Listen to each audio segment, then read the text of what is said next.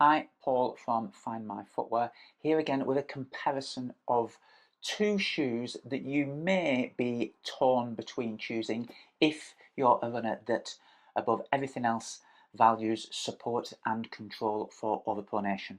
And they're two of the best shoes on the market in this category that offer the very highest level of control. The Brooks Addiction GTS 15 and the Brooks Beast GTS 22.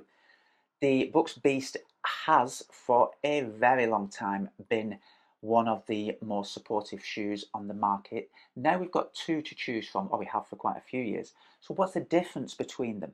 Well, first up, the Addiction is, I think, probably the more supportive. Now it's a little bit less expensive than the Beast, and the difference comes from the cushioning.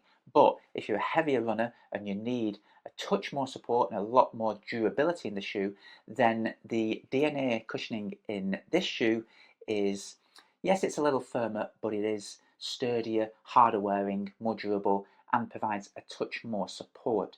The difference with the Beast is that that uses the DNA Loft V3 form from Brooks, and that's the nitrogen injected form. So it's a little bit lighter, a little bit softer, and a little bit more responsive. You still have a similar broad base to both shoes. The foot sits within the cushioning, cradles it. You still have the guide rail, the GTS go-to support system in the Beast as well as the Addiction, and it's pretty much the same shape, but it is just a little bit softer. Straight lasted as well, that adds to the control.